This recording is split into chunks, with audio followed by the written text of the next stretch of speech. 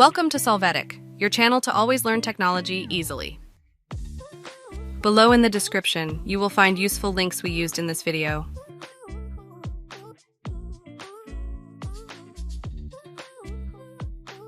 Today in Solvetic, we will see how to change email address on Xbox account. To start, open a new tab and then go to the link we left you in the video description. Here, click on your profile and click on My Profile.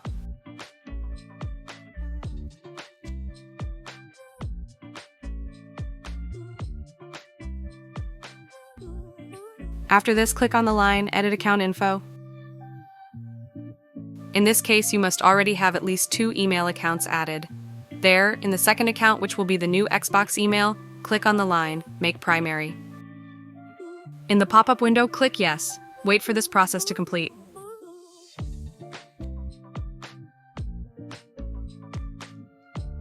Finally, if you need it, you can click Remove on the old account so that it is no longer available. Hey, remember to subscribe Solvetic channel.